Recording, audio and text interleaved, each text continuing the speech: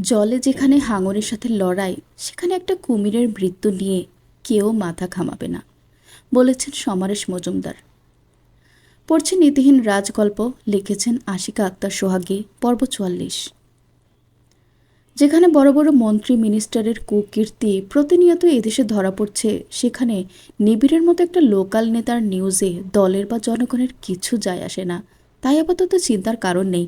এবং বেতনভুক্ত সরকারি খাকি পোশাকের লোকগুলো যতই তৎপর কিংবা টহল দিক, শেষ রাতে তাদের ঝিমুনি দিয়ে বিকট নাক ডাকা সমেত ঘুম চিরসত্য।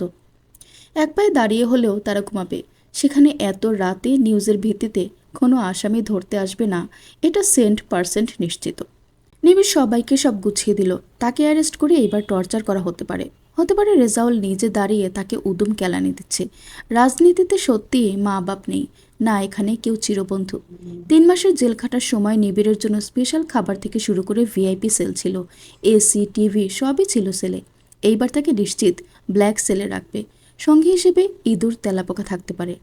চেয়ার থেকে উঠে আড়মোড়া ভেঙে বলল, জিয়ানের সাথে একটু দেখা করে আসি, আলো ফোটার আগেই ফিরে আসবো। মক্কু বলে, ভাই আমি একটু দেখা করে আসি বউটার সাথে। কাল কি আছে ভাগ্যে, আগে ভাগেই একটু হিন্টস দিলে শান্ত থাকতে পারবে। আমারটা আবার ইমোশনাল, কেঁদে কেটে সব এক করে ফেলবে। নিবিড় মক্কুর ঘাড়ে হাত দিয়ে বলল, চল আগে তোর বাসায় যাই, জেনে কি নিয়ে জেনাকে দেখিয়ে আনি। তার বোন যে সহি সালামতে আমার কাছে আছে সেটা তো বিশ্বাস করলো না। আচ্ছা চলেন ভাই। আকাশ, তোর বাইকের চাবিটা দে।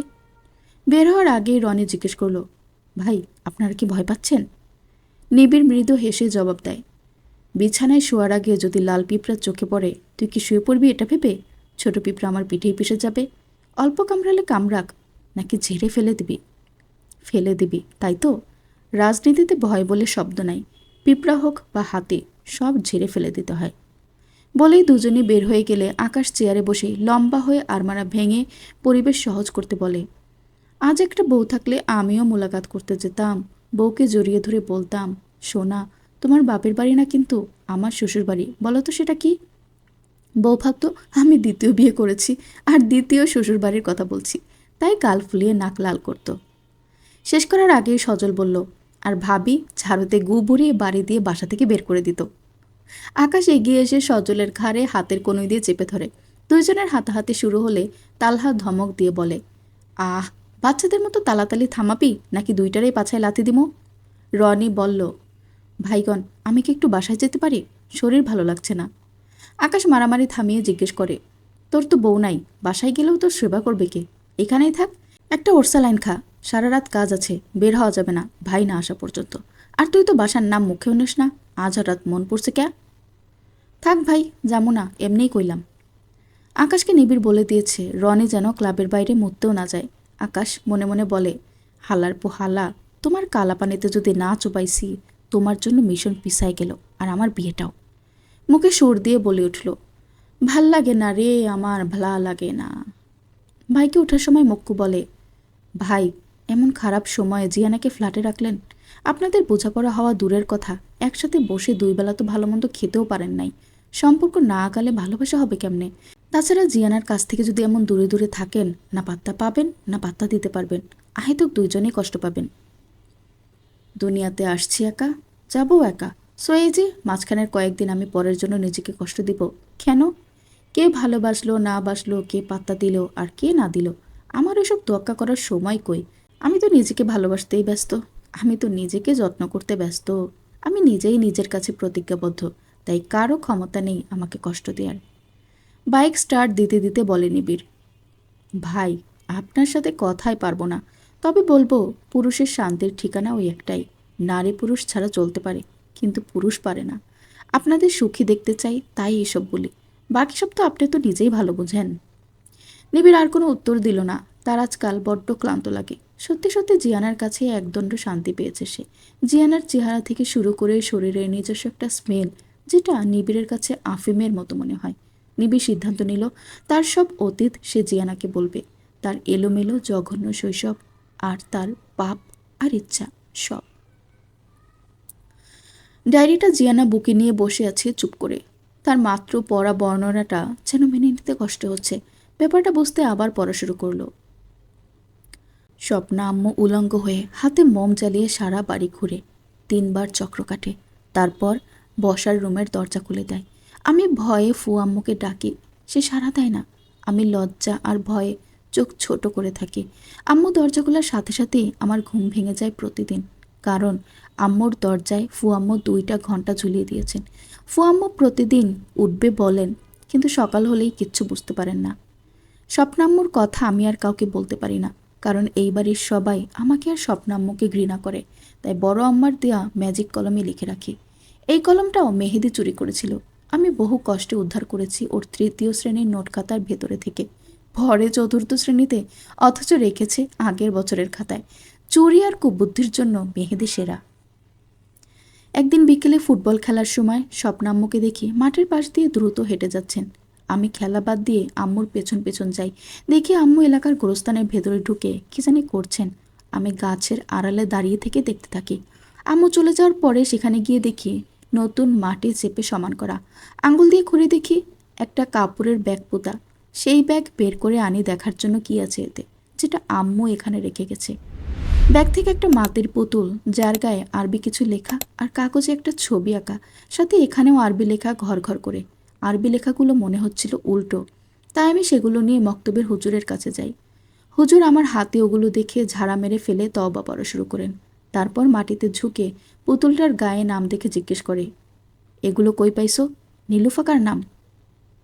গোরস্থানে একজন পুঁতে রাখার সময় আমি দেখে ফেলি আর উঠিয়ে আপনার কাছে আনি। নীলুফা আমার ফুপুর নাম। হুজুর বলে, তোমার দাদা এখন কোথায়? ওনার সাথে জরুরি কথা আছে। কে পুঁতে রাখছে তুমি চিনো? আমি বুঝতে পারি এটা ভালো কিছু না, তাই আম্মুর নাম বলি না, হুজুরকে মিথ্যা বলি। আমি দেখি নাই, মুখ ঢেকে রাখা ছিল। আমার প্রচণ্ড কষ্ট লাগে। আম্মু কেন এমন করছে? ফু আম্মু আমার কথা বিশ্বাস করে না, তাই বাধ্য হয়ে রূপ মামুকে সব বললাম।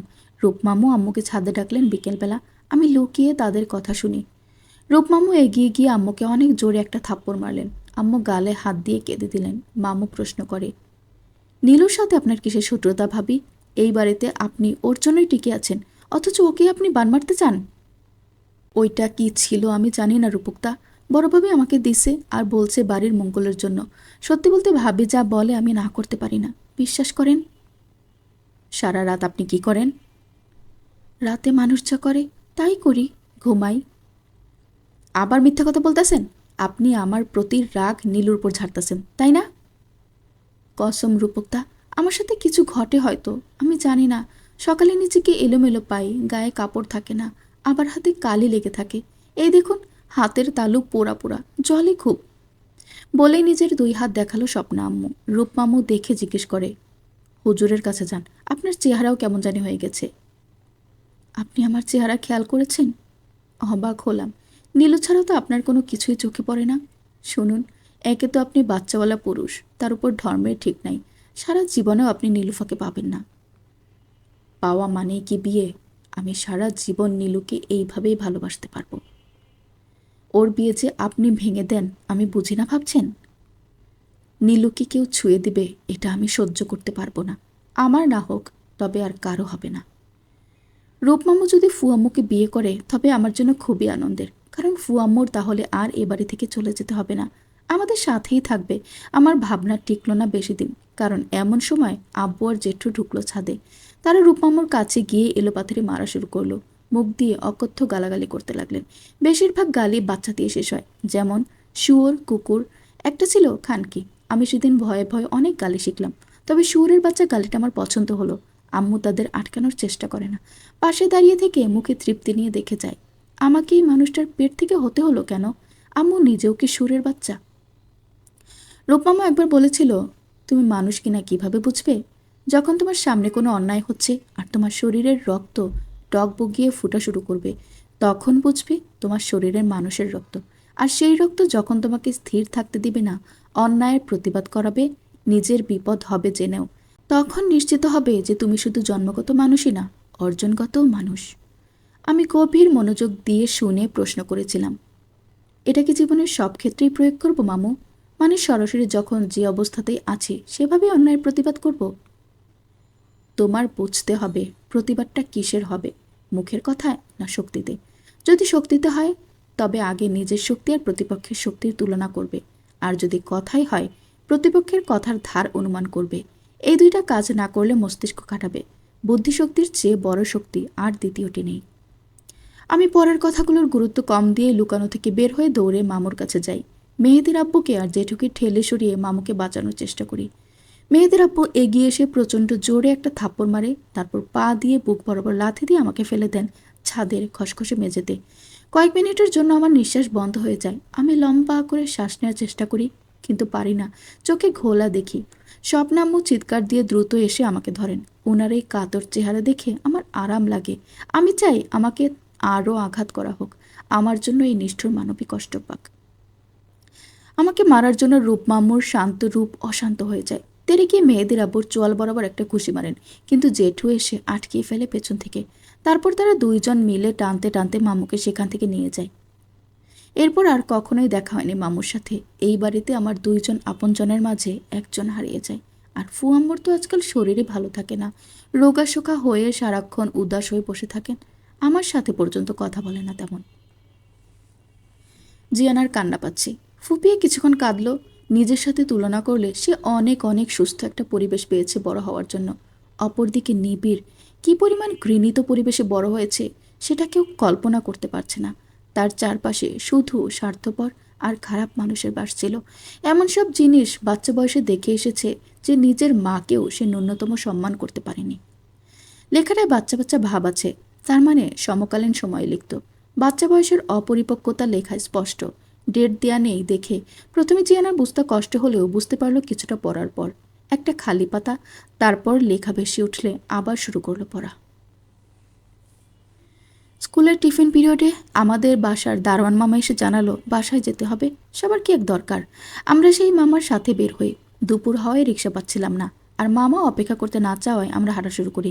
মাঝ রাস্তায় এসে মামা রাস্তার এক হকারের কাছ থেকে পানি কিনে আমাদের 5 জনকেই পান করতে দেয়। পানির 1 মিনিট পর আমাদের আর কিছু মনে নেই।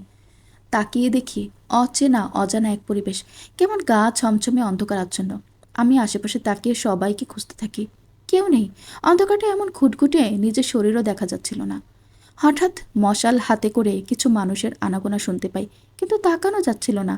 তারা ধোঁয়া সহ এসে উপস্থিত হয়। ধোঁয়ার তেজ প্রচণ্ড হওয়ায় চোখ জ্বালা করতে থাকে।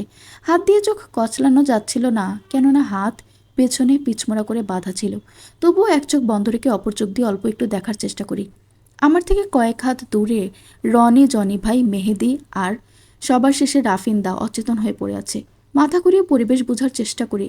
লম্বা লম্বা 10-12 জন মানুষ আলখাল্লা পরে আগুনের মশাল হাতে একটা কালো স্তম্ভের চারপাশে চক্কর কাটছে, আর মুখ দিয়ে অদ্ভুত সব শব্দ করে চলেছে অনবরত।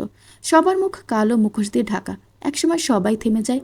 এরা একে অপরের সাথে ইংরেজিতে কথা বলছিল। অপর পাশ থেকে 4 জন লোক কাঁধে করে একটা কফিন নিয়ে এলো। সেই কফিনের ভেতর থেকে একটা সাদা কাপড়ের লাশ বের করলো 2 জনে ধরে।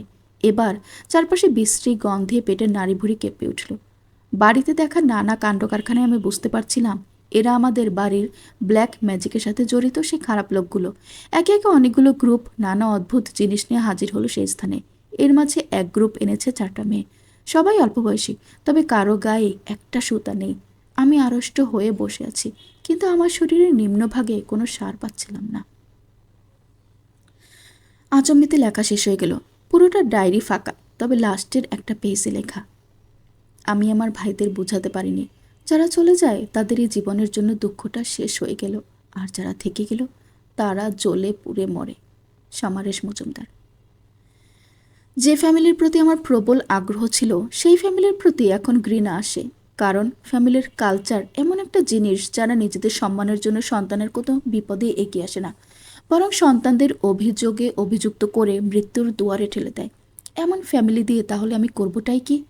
মক্কর যে কেউ নেই, সে বেঁচে আছে না, বরং তার কষ্ট একটাই, পরিবার নেই। এটা পরিবার থেকেও না থাকার চেয়ে ভালো। এই ডায়েরি বন্ধ করে লাইট অন করে যেখানে ছিল সেখানে রেখে দেয়। আবার একটু ভালোভাবে খুঁজে অন্য কিছু আছে কিনা। বাকি কিতাবের ফাঁকে ফাঁকে চারপাশে ভালোভাবে দেখলো জিয়ানা। অনেকগুলো ছোট ছোট হাদিসের বইয়ের সাথে ছোট্ট 4 ইঞ্চির একটা পেট খাতা।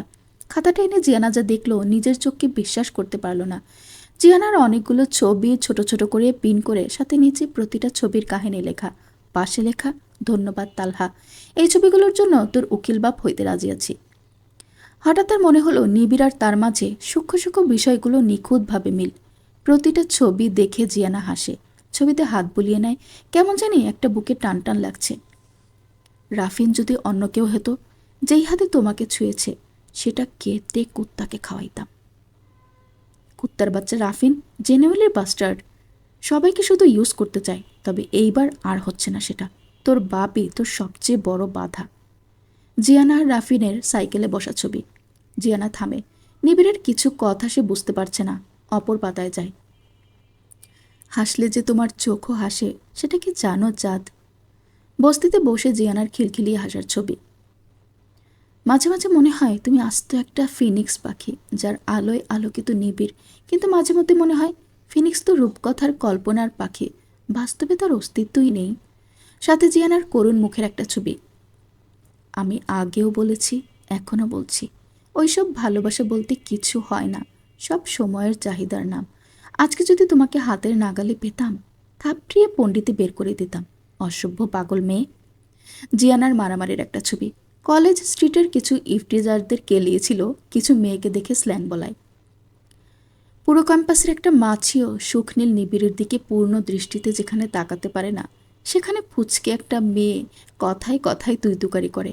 মাঝে মাঝে মন চায় এর কলিজাটা বের করে দেখি কত বড় সেটা। জিয়ানা নিবিড়ের পায়ে কিক করার সময়ের ছবি, পাশে ছোট করে লেখা, ধন্যবাদ তালহা, এই ফালতু ছবিগুলোও তোর সংরক্ষণে রাখার জন্য। এই মেয়েকে একদিন জিজ্ঞেস করব, সে কি খাবারে তুলা খায়? শরীর এমন তুলতুলে কিভাবে হতে পারে একটা মানুষের?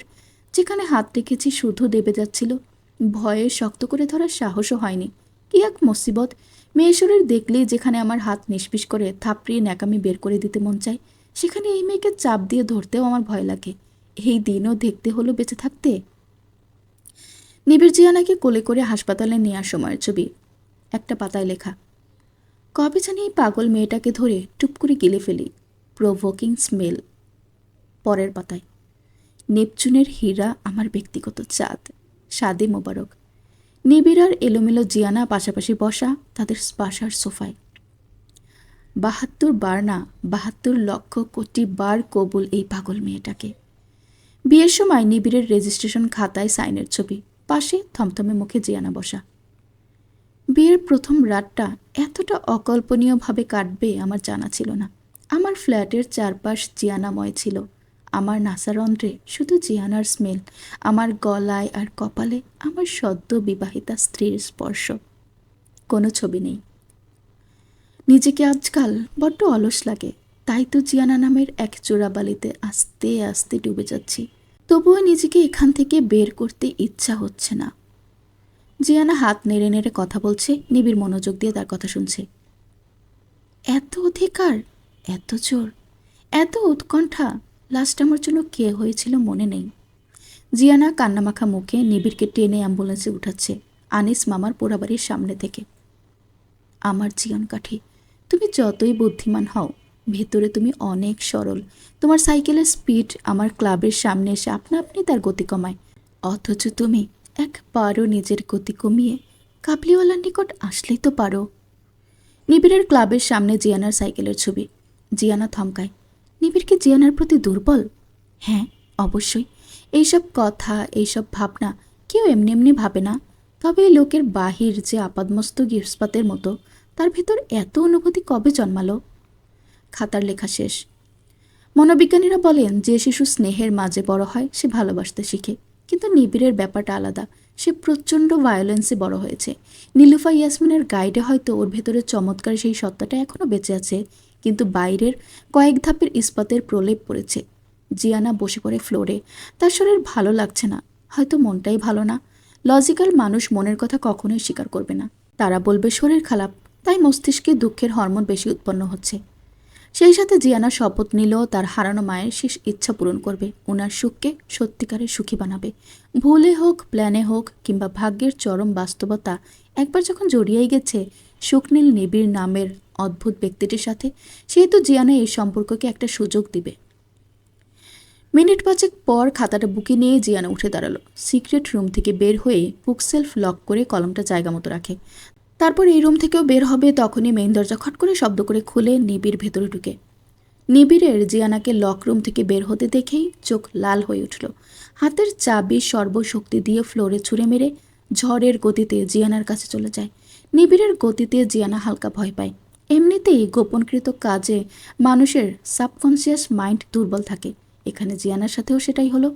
তবে মুখের এক্সপ্রেশন পরিবর্তনের আগেই ডান গালে 1 টনের একটা থাপ্পড় পড়ল। থাপ্পড়ের গতিতে জিয়ানা ছিটকে ওয়ালে বাড়ি খেয়ে সেখান থেকেই ফ্লোরে পড়ল। জিয়ানা একেবারেই প্রস্তুত ছিল না বিধায় আঘাত বেশ জোরেই পেল। চরে ঠোঁট কেটে রক্ত পড়া শুরু হলো। কপালের একপাশ ফুলে উঠল। নিজের ব্যথা উপলব্ধির আগেই নিবিড় ফ্লোরে পড়ে থাকা জিয়ানার কাছে গিয়ে হাঁটু করে বসে 2 গাল একসাথে চেপে ধরে গর্জন করে প্রশ্ন করল, কিভাবে ঢুকেছ ওই ঘরে? কারো ব্যক্তিগত লক রুমে ঢুকতে যে পারমিশন লাগে সেটা কি তুমি জানো না? নাকি বিন্দুমাত্র ম্যানার্স নেই? How dare you idiot! নিবিড়ের কঞ্চনে মুক্কু আর জেনি দ্রুত ভেতরে ঢুকে। তারা অন্য বাইকে আসায় নিবিড়ের পেছনে ছিল। জেনি জিয়ানাকে পড়ে থাকতে দেখে দৌড়ে কাছে যায়। মুক্কুও কাছে গিয়ে নিবিড়ের হাত থেকে জিয়ানাকে ছাড়িয়ে আনে। নিবিড় রাগে খোবরার মতো ফোঁসফোঁস করছে। জিয়ানার ঠোঁটে রক্ত দেখে জেনি কান্না করে বলে উঠল, চল আমার সাথে। এখানে কোনো জানোয়ারের সাথে তোর থাকা লাগবে না। আজ তোর কোনো কথাই শুনবো না, ওঠ! জিয়ানা জেনির হাত ছাড়িয়ে হেসে বলে, জানোয়ারকে জান বানানোর জন্য হলেও কোথাও যাচ্ছি না আপি। আমি ঠিক আছি, আর ভুলটা আমারই, ওনার প্রাইভেসি নষ্ট করেছি। জিয়ানার কথা শুনে মক্কুর চোয়াল ঝুলে পড়ে। নিবিড়ের রাগ হঠাৎ অবাকে কনভার্ট হলো। অপরদিকে জিয়ানা ফ্লোর থেকে উঠে জেনিকে ইশারা করে বলে, কথায় কথায় কাঁদলে তোমাকে পাক্কা ভেটকি লোচন লাগে আপ্পি। তারপর মক্কুর দিকে তাকিয়ে বলে, ভাই সব ঠিকঠাক? কেমন চলছে আপনাদের নতুন জীবন? সলিড রোমান্স নাকি আমাদের মতো WWE ওয়ার্ল্ড রেসলিং? কথা শেষ করে জেনির গায়ের ওড়না দিয়ে ঠোঁট মুছে বলে, বসো তোমরা আপ্পি। এত রাতে কেউ বেড়াতে আসে? আমরা বিবাহিত হলেও কাইন্ড অফ ব্যাচেলর। আমাদের ঘরে ঘরোয়া কিছুই নাই। দুঃখিত, তোমাদের কিছু খেতে দিতে পারবো না। কপাল ঘষতে ঘষতেই কমন ওয়াশরুমে ঢুকে আর নিবিড় থমথম মুখেই ফ্ল্যাটের বাইরে বের হয়ে যায়। মক্কু তার পিছু ছুটে। অপরদিকে জেনি হাঁ করে আছে। এই কোন জিয়ানাকে দেখল সে? মার খেয়ে নিজের ভুলের কথা বলছে। পর্ব 45। আমি নিজের ভুল ঠিক যত দ্রুত ক্যাচ করতে পারবো, সেই ভুল শুধরে যত তাড়াতাড়ি নিজেকে বদলাতে পারবো, তবেই অন্যকে বদলানোর আশা করতে পারবো। সম্পর্ক ভাঙার চেয়ে সম্পর্ক সুন্দর করা সহজ না? বলে জিয়ানা জেনির কোলে শুয়ে পড়ে। জেনি ফুলে ওঠা কপালে হাত বুলিয়ে বলে, মানলাম তোর ফিলোসফি, কিন্তু নানু একটা কথা বলে, স্বামীর যত্নে 40-এর বুড়ি হয় ছুরি, আর অবহেলায় 16 বছরের ছুরি হয় বুড়ি। যে পুরুষ যত যত্নবান সে নারী তত ভাগ্যবান। আল্লাহ কেন তোর ভাগ্যে এমনটা লিখেছেন? আহেতুক আল্লাহকে দোষ দিও না তো আপি। নিজের ভাগ্যকে মেনে নেওয়ার মেয়ে তো তুই না জিও। কোথায় গেল তোর সেই ফাইটিং স্পিরিট? কার সাথে ফাইট করব বলতে পারো? নিজ সত্তার সাথে ফাইট করা যায়? আমি যার অংশ তার পূর্ণ অধিকার আছে আমাকে যেমন ইচ্ছা তেমন ব্যবহার করার। হ্যাঁ, সেটা ভালোবাসার ব্যবহার হবে। এখানে তো সেটা নেই, তাই না? প্রতিটা ক্রিয়ার বিপরীত প্রতিক্রিয়া আছে না? যেহেতু ভালোবাসে না তাই আঘাত করেছে, সিম্পল। এইভাবে মার খেলে তো মরে যাবি। সে তোকে কষ্ট দিতে চাচ্ছে আর তুই 2 হাত বাড়িয়ে সে গ্রহণ করছিস। যাব, সমস্যা কি? আমি বেঁচে থেকে কার কি উপকার হচ্ছে? তাছাড়া জিয়ানাকে কষ্ট দেওয়ার ক্ষমতা কারও নেই। জীবনকে ছেলে খেলা? আমার জন্য মেয়ে খেলা। একবার শান্ত মাথায় ভেবে দেখ, পুলিশে কমপ্লেন কর, ডিভোর্স নে, ফ্রিলি লাইফ লিড কর। এত অল্প বয়সে জীবন এভাবে থেমে থাকতে পারে না। প্রতিদিন তো আয়ু ফুরাচ্ছে, থেমে আছে কই? সুখকে ছেড়ে যেতে পারবো না। উনি অসুস্থ, আমাকে মেরে যদি ফোবিয়াটা কাটে তবে সেই হোক। হি নিডস লাভ। অতিরিক্ত রাগী মানুষের ভালোবাসার ঘাটতি থাকার জন্য তারা এমন। সম্পর্কের চেয়ে মূল্যবান কিছু এই ধরিত্রীপুরে নেই আপি। এমন কোনো ইস্যুকে স্বামী স্ত্রীর উপর গুরুত্ব দেওয়া উচিত না। এমন কোরাদের মতো কথা বলছিস কেন? লাইফের এনজয়মেন্টের ব্যাপার আছে না? সেটা পাবি তুই কখনো নিবিড়ের কাছে? তোর মতো একটা মেয়ে ভালো একটা হাজব্যান্ড ডিজার্ভ করে। জীবন এত ক্ষুদ্র যে প্রতিটা মুহূর্তেই এনজয় করতে হয়। সেই মুহূর্তটা হতে পারে আনন্দের কিংবা বিষাদের। আর আমি কি ফুলের গন্ধে ঘুমিয়ে যাওয়া রাজকুমারী যার জন্য টকবগিয়ে ঘোড়ায় চড়ে কোনো রাজকুমার আসবে? তাছাড়া ওইসব অলম্বুস রাজকুমার আমার পছন্দ না। সুখী ঠিক আছে। ঠিক আছে, কোন দিক দিয়ে? পারবে তোকে সুখী করতে? বিবাহিত পুরুষদের কামনার শেষ নাই, কিন্তু আমার জামাইয়ের কামনার শুরুই নাই। এমন এক্সেপশনাল পুরুষ মানুষ আছে কোথাও? হেয়ালি করছিস? লাইফ নিয়ে হেয়ালি কিভাবে করিস? আর সব জায়গায় লজিক চলে না। এত লজিক্যাল মানুষ আমার পছন্দ না, জিও। তুই ইমোশনাল, আমি লজিক্যাল। মানুষ মানেই এই দুই শ্রেণীর অন্তর্ভুক্ত। আমি তোমার ইমোশনকে ছোট করে দেখছি না আপু, কিংবা দেখার সুযোগ নেই, কিন্তু আমি ইমোশনালি ভাবতে পারি না। ইমোশন আসবে আর যাবে, কিন্তু লজিক স্থির। আমি বিয়ের দিন থেকেই সুখকে লজিক্যালি স্বামী হিসেবে মেনে তো নিয়েছি, এমনকি এই মুহূর্ত থেকে লজিক্যালি ভালোও বেসে ফেলেছি। ভালোবাসা লজিক দিয়ে হয়? আমার হয়। তোর ভেতরে যে একটা হাহাকার আছে, সেটা কি তুই জানিস? হ্যাঁ, মধুর হাহাকার। ওইসব ছাড়ো আপি, আমাকে এটা বলো, বিবাহিত মেয়েদের সবচেয়ে বড় পরিবর্তন কি? ডিটেলস বলো। ইনক্লুড ইষ্টুপিষ্টু। প্রতিদিন সকালে গোসল করতে হয়, তাই না? জিও। আরে বলো না। আচ্ছা, তোমরাও ইষ্টুপিষ্টু করেছো? কেমন? জেনে মুখ চেপে ধরে পিঠে চড় লাগিয়ে বলে, বেয়াদ্দবের বেয়াদ্দব। বড় বোন মানে না? কেন, তো জামাই নাই? এতই গান গাইলি তার, তাকে বলবি? মুখ চেপে ধরায় জিয়ানা কাকিয়ে উঠলেও কণ্ঠে দুষ্টুমির ছাপ এনে বলে, ভালো বুদ্ধি দিয়েছে তো। কিভাবে বলবো? ওই ভণ্ডনেতা, চলেন আমরা ইষ্টুপিষ্টু করি। জেনি আর জিয়ানা খিলখিলিয়ে হেসে উঠে। জিয়ানার হাসির ভেতরে রুটিন। সে ওই নীতিতে চলে। পৃথিবীতে এমনিতেই তো কষ্টের দুঃখের শেষ নেই, আহেতুক সে কেন আরও একটা কষ্ট বাড়াবে? তাছাড়া সে জেনে গেছে নিবিড়ের মনের কথা। এখন মুখে যতই অস্বীকার করুস, জিয়ানা তো শেষ দেখে ছাড়বে, ব্যাটার রোবটকে প্রেম শিখাবে। কিন্তু জিয়ানা নিজেই তো গতানুগতিকভাবে প্রেম করতে জানে না। তার ভাষায় প্রেম মানে একজন আরেকজনের সাহারা হওয়া। যাকে ভালোবাসি তাকে পূর্ণ স্বাধীনতা দেওয়া, যাকে ভালোবাসি তার মানসিক শান্তি হওয়া, যাকে ভালোবাসি তাকে বিনা বাক্যে বিশ্বাস আর ভরসা করা। মনে মনে আরেকটা কথা ভাবল, নিবিড়ের ফোবিয়ার ঘটনা এখনও ক্লিয়ার না, তবে ছোটবেলায় তাদের কিডন্যাপের সময় ভায়োলেন্সের কিছু দেখেছে যা তার মস্তিষ্কে স্থায়ীভাবে বসে গেছে। এখন জিয়ানের বাকি কথাগুলো জানতে হবে। তাকে যেতে হবে নূর ম্যানশন। অপরদিকে চাবি নিতে এসে নিবিড় জিয়ানা আর জেনির সম্পূর্ণ বিকচিত শুনে চোখ বন্ধ করল। হনহনিয়ে সিঁড়ি বেয়ে নিচে নেমে মক্কুকে বলল, ঝামেলা শেষ হলে সাইকিয়াট্রিস্টের কাছে যাব, মনে করিস, অ্যাজ সুন অ্যাজ পসিবল। মক্কু নিজের কানকে বিশ্বাস করতে পারল না। নিশ্চিত হওয়ার জন্য কানে আঙ্গুল দিয়ে নাড়া দিয়ে জিজ্ঞেস করল, ভাই, আমি কি ভুল কিছু শুনলাম? নিবিড় মক্কুর মাথায় চারটি মেরে বলে, এইবার ঠিক শুনেছিস? আলহামদুলিল্লাহ ভাই, অনেক খুশি হইলাম। আজ যদি পুলিশে ঝামেলা না হয় তাহলে আজকেই চলেন, দেখা যাক। বলেই মক্কুর হাত থেকে আকাশের বাইকের চাবি নিয়ে নিজেই বসে বলে, চল শহরটা চক্কর দেই। আজ কেন জানি পাখি হয়ে উড়ে যেতে ইচ্ছে হচ্ছে, কিংবা শঙ্খচিলের আদলের একটা ঘুড়ি মেঘের দলের কাছে গিয়ে ফিসফিসিয়ে বলতে ইচ্ছা হচ্ছে, সুখনীল নিবিড়ের একজন আছে যে তাকে নিয়ে ভাবে। নিবিড় শুধুই নিবিড় না, সে সুখ। মক্কু খুশিতে নিবিড়কে জড়িয়ে ধরে। নিবিড় মক্কুর শার্টের কলার ধরে দূরে সরিয়ে বলে, আজ থেকে সুখনীল নিবিড় একজনের প্রাইভেট প্রপার্টি। নো ঝাপটাঝাপটি, দূরে সর। ভাই, বাসর করেও এত আনন্দ লাগে নাই আজ আপনার চেহারা দেখে যতটা লাগতাছে। নিবিড় মুখটা থমথমে করে ফেললেই মক্কু কান ধরে বলে, অতি আবেগে বলে ফেলছি ভাই। ইটস ওকে বক্কু, চল নিরিবিলি শহরটা ঘুরি। জনগণ বিপ্লবীকে পছন্দ করে, কিন্তু বিপ্লবীর সাথে রাস্তায় নেমে আন্দোলন করা বড্ড অপছন্দের। আবার একজন বিপ্লবী ঠিক যতটা সমাদৃত হয় লোকসমাজে, ঠিক উল্টোটা হয় সেই বিপ্লবী যখন রাষ্ট্রনায়ক হয়। ইতিহাস সেটাই বলে। মাও সেতুং, ফিদেল কাস্ত্রো আর শেখ মুজিবুর রহমান প্রমুখ ব্যক্তিরা ছিলেন সফল বিপ্লবী, কিন্তু তাদের রাষ্ট্র পরিচালনা নিয়েই যত অভিযোগ। একসময়ের কঠিন সফল বিপ্লবীরা ক্ষমতার লোভে গণতন্ত্রকে পরিবারতন্ত্র বানিয়ে হয়ে উঠেছেন কঠিন সব ফ্যাসিস্টে। ক্ষমতার স্বাদ এতটাই বেশি যে ক্ষুদ্র একজন মানুষ নিজেকে ভাবতে শুরু করে সর্বেসর্বা। তাই ক্ষমতায় টিকে থাকতে করে চলে যত অনাচার। তাই এদেশের মানুষ বিপ্লবীদের পছন্দ করলেও অনেকেই রাজনীতিবিদদের পছন্দ করে না। তাদের সকল অপরাধ যেন ওপেন সিক্রেট। কোনো ভালো ঘরের সন্তানকেও ওইসব নোংরা রাজনীতিতে বাবা মারা জড়াতেও দেন না। আকাশের পরিবারও একই চিত্র। বাবা মা স্বনামধন্য ডাক্তার হলেও ছেলে ভার্সিটিতে উঠেই জড়িয়ে গেছে সস্তা রাজনীতিতে। ধরে বেঁধেও আটকানো যায়নি। নেতা তার অন্তঃপ্রাণ। নেতার কথায় শিবখৈরের পানি যেন। ক্লাবেই তার ঘর সংসার। নিবিড়ের কাছেও অনুনয় বিনয় করেও লাভ হয়নি, উল্টো আকাশ বাবা মার সাথে দূরত্ব বাড়িয়ে দিয়েছে। একটা বিশেষ সার্জারি করে মিডনাইটে ডাক্তার সুবহান লাউঞ্জে বসে কফি পান করছিলেন। তখনই নিউজে আকাশের গরু নিবিড়ের কুকুরটির গুণগান চলছিল। স্থানীয় থানায় মামলা হয়েছে এই কথা শোনার পরই আকাশের নম্বরে ফোন দিলেন। Phone switch off. সেফটির জন্য আকাশের ব্যাচমেট তালহার নম্বর রেখেছিলেন। এই একটা ছেলেকে ওনার পছন্দ, পোলাইট আর ইন্টেলিজেন্ট ছেলেটা। দরিদ্র হওয়ায় ক্লাবের খরচেই পড়াশোনা চালায়, এই জন্য না চাইতেও হয়তো পলিটিক্সে জড়িয়ে গেছে। ফোন রিসিভ হতেই চমৎকার বিনয়ের সাথে সম্পূর্ণ সালাম দিল তালহা। তারপর আকাশের দিকে ফোন বাড়িয়ে পা দিয়ে ঠেলা দিল।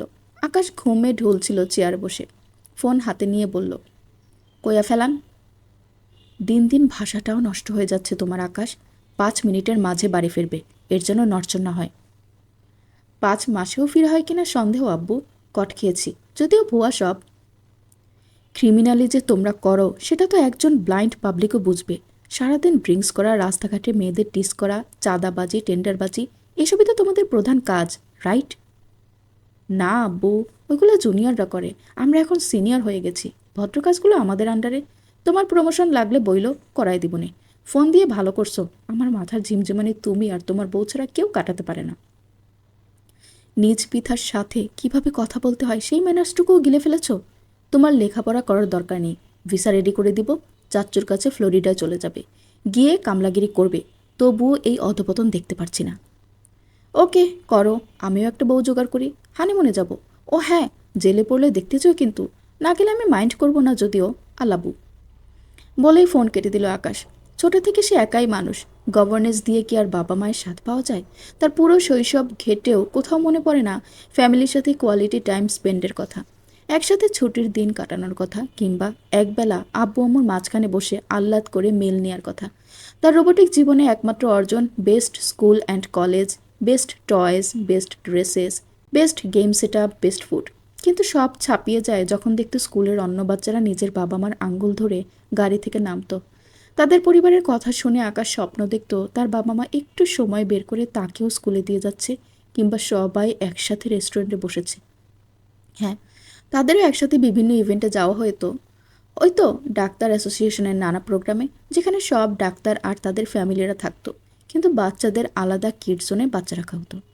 আকাশের ব্যস্ত বাবা মা নিজ ক্যারিয়ার নিয়ে প্রচুর সিরিয়াস ছিল, সেই সাথে সিরিয়াস ছিল ছেলেকে বেস্ট লাইফ দেওয়ার। কিন্তু সন্তানের জন্য সেরা উপহারই যে হচ্ছে বাবা মার সময় দেয়া, সেটা কজন বাবা মা জানেন? আকাশ অভ্যস্ত ছিল ওই লাইফে, কিন্তু ভার্সিটিতে এসে সে খোলা আকাশ দেখেছে, মুক্ত বাতাসের গন্ধ পেয়েছে, পেয়েছে কড়া ব্যক্তিত্বের এক ভরাট গলার পুরুষকে, যে তার আইডল। সুখনীল নিবিড়কে দেখে সে তার প্ল্যান, মোটিভ সব বদলিয়ে ক্লাবে যোগ দেয়। এই ক্লাবটাই তাকে শান্তি দেয়। শখানেক রিলেশন করেও কোনো মেয়ের মাঝে যা পায় না, এই ক্লাব, এই ভাই ব্রাদার তার সেই শান্তির জায়গা। তাছাড়া নিবিড়ের হসপিটালিটি, ছোট ভাই হিসেবে পরম স্নেহ, ভুলের জন্য করা শাসন, সঠিক গাইডলাইনের জন্য এই ক্লাবটাকেই নিজের পরিবার মনে হয়। অবশ্যই সে শুনবে বাবা মার কথা, কিন্তু ভার্সিটি লাইফ সে নিজের মতো করে লিড করতে চায়। নিবিড় ঘণ্টাখানেক ঘুরে আবার বাসার নিচে এসে দাঁড়ায়। মক্কু নিবিড়ের দ্বিধাগ্রস্ত অবস্থা থেকে বলে, ভাই, আপনারই বউ, কাছে যাইতে বুধ শুক্র গ্রহের হিসাব করা লাগবে না। নিবিড় মক্কুর দিকে আর চোখে তাকিয়ে জিজ্ঞেস করে, কয়টা বাজে? 3:30। নিবিড় সিঁড়ি বেয়ে ওঠা শুরু করলো। মক্কু তার পেছন পেছন। ঘুমে ঢুলু ঢুলু দারোয়ান মেকি হাসি দিয়ে রাখলেও মনে মনে গালিগালাজ করছিল। নিবিড় ফ্ল্যাটে ফিঙ্গারপ্রিন্ট লক খুলে শটান ঢুকে যায়। ড্রয়িং রুম ফাঁকা হওয়ায় বেডরুমে উকি মেরে দেখে 2 বোন ঘুমে কাদা। নিবিড় মক্কুকে ইশারা করে, তোরটাকে উঠা। এত রাতে উঠা উঠে কি ঠিক হবে ভাই? এরা যেমনি ঘুমাচ্ছে ঘুমাক, আমরা ড্রয়িং রুমে বসি। নিবিড়ের চোখ লাল করা দেখে মক্কু আর কথা না বলে রুমে ঢুকে জেনিকে কোলে করে সোফায় বসে। নড়াচড়ায় জেনের ঘুম ছুটে যায়। সোজা হয়ে বসে মক্কুর দিকে কটমট করে তাকায়। সে অবস্থাতেই মক্কু টপাটপ জেনের গালে চুমু খায়। যতক্ষণ না সেই কটমট চাহনি নরম হয়, ততক্ষণ চুমুর ঝড় চলতেই থাকে। নিবিড় নিজের পরিধেয় বস্ত্রের উপরিভাগ খুলে ফ্লোরে রেখে জিয়ানার পাশে শুয়ে পড়ে। কাটা ঠোঁট আর ফুলে ওঠা কপাল দেখে নিজের উপরই রাগ হয়। নিজের রাগের যদি একটু কন্ট্রোল সে করতে পারত, আজ তবে সবার সাথে অল্প হলেও সুসম্পর্ক থাকত। পরক্ষণেই জিয়ানার ঘুমন্ত তেলতেলে মুখের দিকে তাকিয়ে শিথিল হয়ে আসে মন মেজাজ, আস্তে করে আওড়ায়, পূর্ণিমার রাতের আকাশের চাঁদ আর তোমার মুখখানা যেন একই রকম। গভীর রাতে বিশ্ব যখন নিদ্রামগ্ন, চাঁদ তখন আকাশে আর তুমি ঘুমন্ত। আমি ভাবি, দেখব কাকে, চাঁদকে নাকি তোমাকে? মিনহাজ তানভীরের লেখা। জিয়ানা চোখ বন্ধ রেখেই বলে, আজ পূর্ণিমা না, যত সব ভাওতাবাজি। নিবিড় না চমকিয়ে হেসে বলে, জার্নালে না পড়ে অ্যাক্টিং করতে পারতে। আপনিও পলিটিক্স না করে কবি হতে পারতেন। কথায় আছে, কবিরা হেঁটে গেলে গদ্যকারদের রাস্তা ছেড়ে দিতে হয়, অনেক সম্মানের সেই পথ। আমার সেই যোগ্যতা নেই। পলিটিক্স করতে যে কোনো যোগ্যতা লাগে না, সেটা ইনডাইরেক্টলি স্বীকার করলেন। লাগে, অনেক অনেক কূটনৈতিক চিন্তা লাগে। সেই চিন্তা যার বেশি, সেই এই ফিল্ডে টিকে থাকতে পারে। আপনাকে না জানিয়ে ওই ঘরে ঢোকার জন্য দুঃখিত।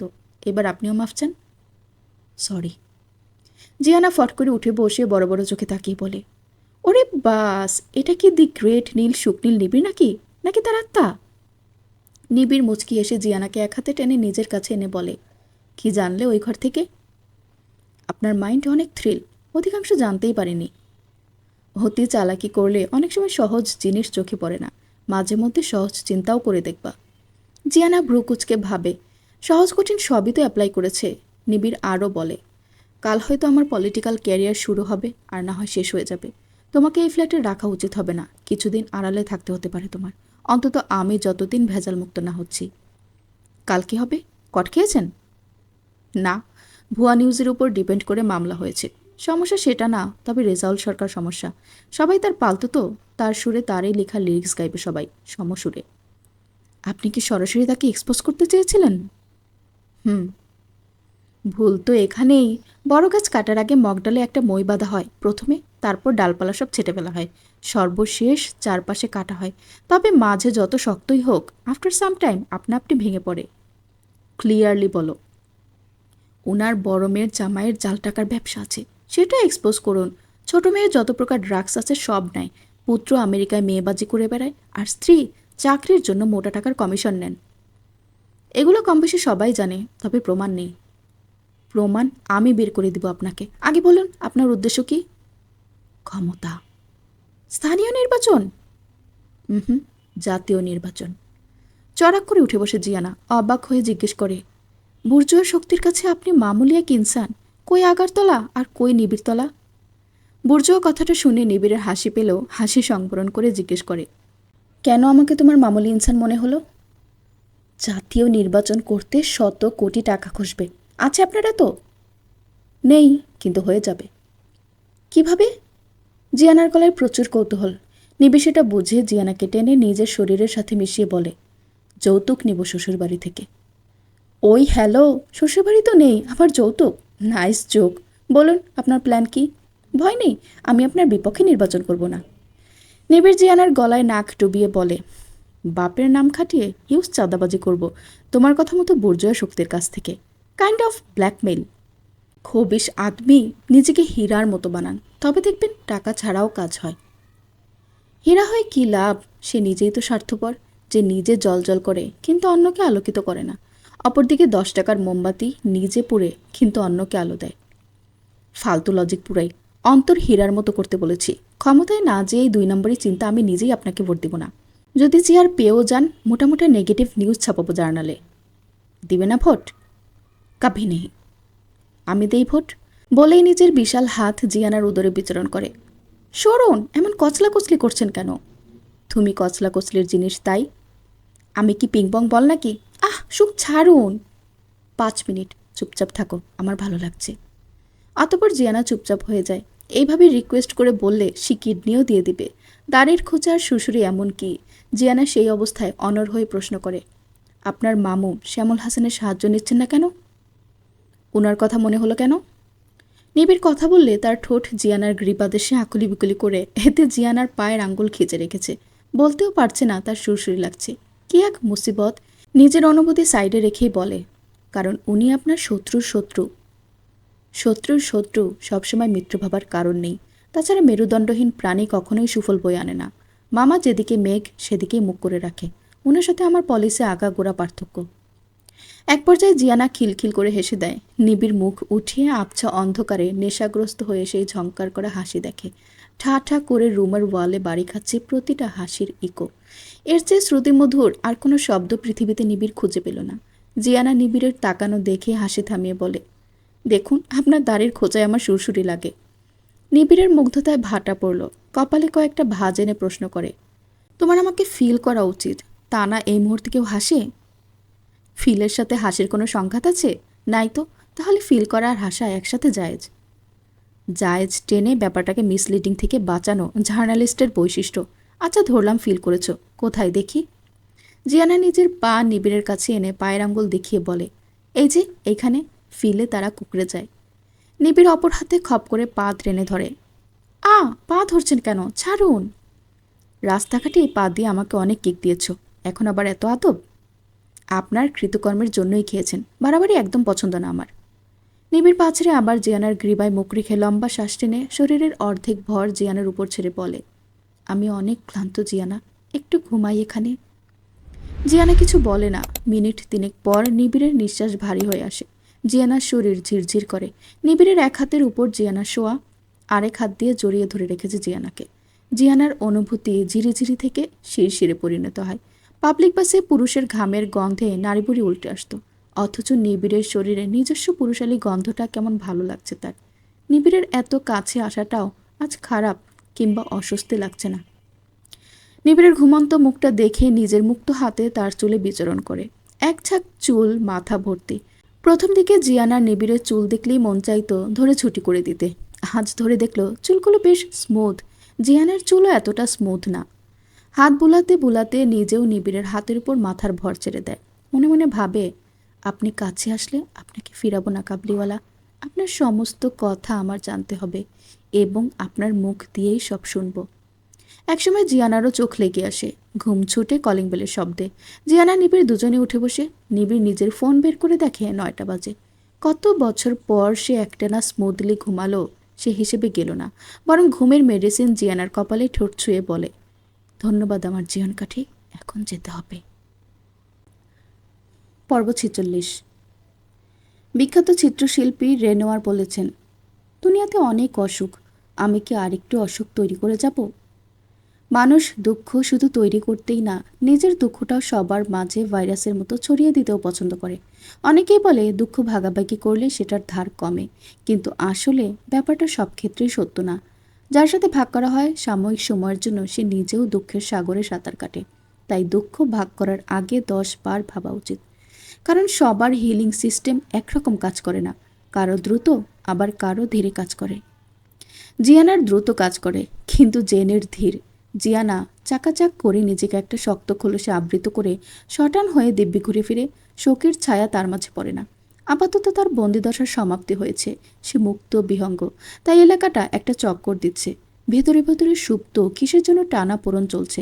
হঠাৎ ভালনারেবল ফিল হচ্ছে। মাত্র কয়েক ঘন্টা নিবিড়ের সঙ্গে জিয়ানাকে কেমন ডিপেন্ডেবল বানিয়ে দিয়েছে। দীর্ঘশ্বাস ছাড়ে একটা। মাথা ঠান্ডা রেখে আবার ভেবে চলল কিছুক্ষণ আগের ঘটনা। দরজায় শব্দ হলে নিবিড় উঠে ড্রয়িং রুমে যায়। মক্কুকে ইশারা করে লক রুমে ঢুকতে বলে, আর জিয়ানাকে বলে দরজা খুলতে, কিন্তু তারা যেন ভেতরে প্রবেশ না করে। নিবিড় ফ্রেশ হয়ে বের হচ্ছে। জেনে ঘুমে ঘুমে এদের ইশারা ইঙ্গিতের কনভেনশন দেখে চলেছে। জিয়ানা দরজা খুলে সাথে সাথে 4-5 জন খাকি পোশাকধারী আইনের লোক দেখতে পায়।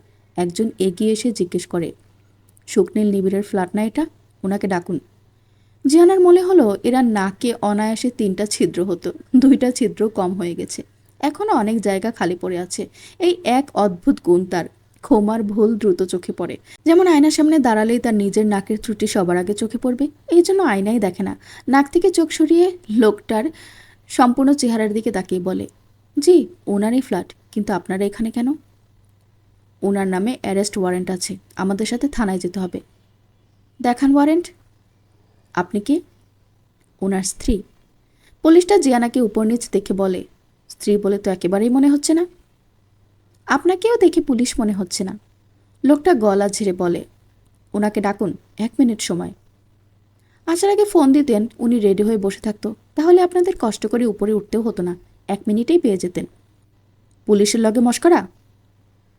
পুলিশ হচ্ছে জনগণের বন্ধু, বন্ধুর সাথে মশকরা করবো না তো কি তার বাপের সাথে করব?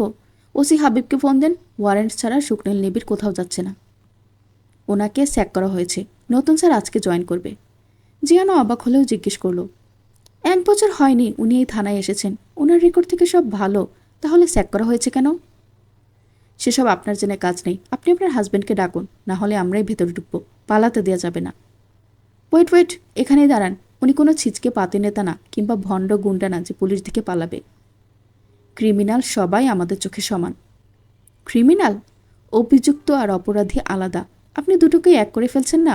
আগে তো প্রমাণ হোক উনি সত্যি অপরাধী, আগেই আপনি সিল মেরে দিচ্ছেন ক্রিমিনালের। আপনি বেশি সময় নষ্ট করছেন, আর আইন আমাদের শিখাতে আসবেন না। বেশি ঝামেলা করলে সন্দেহের খাতিরে আপনাকে অ্যারেস্ট করব। আপনি 6 মাস ট্রেনিং করেই আইন শিখে গেছেন? আমি 2 বছর থেকে পড়ছি। পাঠ্যগত বইয়ের বাইরে অসংখ্য আইন মস্তিষ্কে মজুত করেছি। আমি প্রশ্ন করলে উত্তর দিতে পারবেন? দেখুন ম্যাডাম, আমরা উপরের মহলের অর্ডার চলি। আমাদের অর্ডার ফলো না করলে চাকরি থাকে না। দয়া করে ওনাকে ডাকুন। জিয়ানার এবার পছন্দ হলো পুলিশের কথা, তাই বলল, ঠিক আছে দাঁড়ান, উনি ফ্রেশ হচ্ছেন। রুমে এসে দেখে নিবিড় ঝটপট গোসল করে নিয়েছে। ভেজা শরীর ঠিকমতো মুছে উনি অমনি শার্ট হাতে নিয়েছে। জিয়ানা টাওয়াল নিবিড়ের হাত থেকে নিয়ে পিঠ মুছতে মুছতেই বলে, ওসি হাবিবকে স্যাক করেছে। ব্যাপারটা আমার ভালো লাগলো না। থানায় হঠাৎ ওসির পরিবর্তন। ওদের পছন্দ অনুযায়ী ওসি না হলে তো কিছু করতে পারবে না, তাই নেক্সট যে আসবে সে নিশ্চিত ওদের সুপারিশ প্রাপ্ত কেউ। যতই সুপারিশ প্রাপ্ত হোক, নেক্সটের নেক্সট থাকে। তুমি কিছুদিন জেনির বাবা মার সাথে থাকো, ওখানটা অনেক মানুষের বাস, ফলে হঠাৎ কোনো বিপদ হওয়ার পসিবিলিটি কম। আর এক্সাম ছাড়া ভার্সিটি যাওয়ার দরকার নেই, ঠিক আছে? তারপর কাভার্ড খুলে ড্রয়ার থেকে একটা নতুন ফোন আর একটা ক্রেডিট কার্ড বের করলো। পাশে নিবিড়ের রিভলভারটা রাখা। জিয়ানার হাতে কার্ডটা দিয়ে বলে, আমাদের বিয়ের ডেট আর মাসের নাম্বার পিন। প্রাইভেট পড়াতে হবে না, যা খরচ সব এখান থেকেই করবে। নো তেরিবেরি। আর এটা তোমার ফোন, নাম্বারটাও নতুন। আগের আইটি কোনোটাই নেই, সব ডিসেবল করে দিয়েছি। আপাতত সব কিছু থেকেই দূরে থাকবে। জিয়ানা সুবোধ মেয়ের মতো হাতে নিল কার্ডটা, তারপর বলে, আপনার রিভলভারটাও দিয়ে যান তাহলে, ওটার তো এখন আর কাজ নেই। বানরের হাতে লাঠি দেই, আমাকে পাগলে কামড়িয়েছে তো। জিয়ানা কপাল ভাঁজ করে জিজ্ঞেস করে, বানর? আমি বানর কেন হব? হলে আপনি বানর, লেজ তো আপনার আছে, সামনে বা পেছনে কোনো ব্যাপার না। নিবিড় শার্টের ভাঁজগুলা বাদ দিয়ে কিছুক্ষণ থেমে চিন্তা করে, তারপর চোখ ছোট ছোট করে বলে, অসভ্য মেয়ে, হায়া শরম কিছুই নেই। শরমে কি গরম ভাত জুটবে? একটা কথাও মাটিতে পড়তে দাও না, সাবধানে থাকবে, অত আনাচে কানাচে যাবে না, মনে থাকবে? জিয়ানা হ্যাঁ না কিচ্ছু বলে না। নিবিড় জিয়ানার হাত থেকে টাওয়াল কেড়ে নিয়ে বলে, হয়েছে, বউগিরি দেখাতে চাইলে ফ্রেঞ্চ কিস দিতে পারো। অবশ্য ফ্রেঞ্চ কিস শিখতে হলে বারবার প্র্যাকটিস করতে হয়। তারপর এগিয়ে এসে জিয়ানার 2 চোখের পাতায় উষ্ণ চুমুইকে বলে, অ্যাঞ্জেল কিস দিলাম। বিদায়ের সময় এই কিস দেওয়া হয়। 16 ক্যাটাগরির কিস আছে, সবগুলো শিখে রাখবে। আমি ফিরে এসে যেন সব পাই। জিয়ানার চোয়াল ঝুলে গেছে বেশ খানিকটা। পুলিশ দরজায় দাঁড়িয়ে, আর এই লোক বউকে চুমোর ক্লাস নিচ্ছে। জিয়ানাকে হাবলার মতো তাকিয়ে থাকতে দেখে নিবিড় জড়িয়ে ধরে কানের কাছে মুখ নিয়ে বলে, ভুলেও থানা বা জেলখানার আশেপাশে যাবে না। আমার সাথে দেখা করার দরকার নেই, আর তোমার পাকনামিও করতে হবে না। আমি সব ব্যবস্থা করে রেখেছি, তুমি নিজে সাবধানে থেকো। অপর হাতে ফ্ল্যাটের মেইন দরজা চাবি দিয়ে বলে, আসি, আল্লাহ হাফেজ। জিয়ানা পেছন ডেকে বলে, সুখ, আপনি অসুস্থ, অনেক বেশি বড় অসুখ আপনার। আপনার এই রাজনীতি আরও বেশি অসুস্থ, এই জন্য আমি রাজনীতি পছন্দ করি না। নিবিড় ঘুরে মুচকি হেসে বলে, রাজনীতি পছন্দ করার জিনিসও না। তাছাড়া তুমি রাজনীতি পছন্দ করবে কেন? তোমার পছন্দের সব জুড়ে শুকনীল নিবিড় হোক। আল্লাহ হাফেজ, টেক কেয়ার। তারপর দরজা খুলে বের হয়ে যায়। এই প্রথম নিবিড় জিয়ানাকে রেখে আগে চলে যাওয়ায় তার ভালো লাগলো না। উল্টো সূক্ষ্ম কাচের মতো হৃদয়ে কিছু গাঁথার যন্ত্রণা অনুভব করলো। জিয়ানা দ্রুত বারান্দায় যেতে যেতে ভাবে, সৃষ্টিকর্তা সবাইকে উজাড় করে দেন না, কাউকে কাউকে যেটুকুর ছিটেফোঁটাও দেন, সেটাও নির্দ্বিধায় কেড়ে নেন। এবং বারান্দায় দাঁড়ানোর সাথে সাথেই যা দেখে সেটা বিস্ময়কর। ক্লাভার ভার্সিটির সব ছেলেপেলেই বিল্ডিংয়ের নিচে দাঁড়ানো, নানা স্লোগান দিচ্ছে, নিবিড় ভাই আসছে, রাজপথ কাঁপছে। এরা কি আগে থেকেই জানতো নাকি? নিবিড় শটান দৃঢ় চিত্তে হেঁটে যাচ্ছে। লোকটা সত্যি আলাদা একটা ব্যাপার আছে, সবার মাঝে তাকেই কেমন চোখে পড়ছে। শরীর থেকে হাত 2টা ফাঁকা রেখে হাঁটে, ঝুলন্ত হাত দুটো একটুও নড়ে না। হেঁটে পুলিশের ভ্যানের কাছে গেলে সকলে ঘিরে ধরল নিবিড়কে, সাথে নানান স্লোগান। নিবিড় ভাইয়ের কিছু হলে জ্বলবে আগুন ঘরে ঘরে। Action action, direct action. মিথ্যাবাদী দালালেরা হুঁশিয়ার, সাবধান। বাধা দিলে লাগবে লড়াই, এ লড়াইয়ে জিততে চাই। নিবিড় হাত উঁচু করে কয়েক সেকেন্ড পরে চারপাশে একবার শান্ত হয়ে গেল।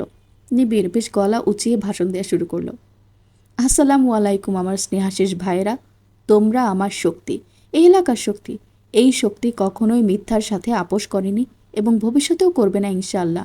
আমি শুকনীল নিবিড়, নিতান্তই ক্ষুদ্র নগণ্য একজন মানুষ, কিন্তু আজ তোমাদের এই ভালোবাসায় নিজেকে কিছুটা হলেও সান্ত্বনা দিতে পারছি যে তোমরা শত্রুর পাতা ফাঁদে পা না দিয়ে এখানে উপস্থিত হয়েছ। ইনশাআল্লাহ এই চক্রান্ত আর সকল ষড়যন্ত্র ভেঙে আবার তোমাদের মাঝে ফিরে আসবো। এসে আমাদের এই এলাকার উন্নয়নে আবার সামিল হব। নিশ্চয়ই আল্লাহ আমাদের সহি উদ্দেশ্য সফল করবেন।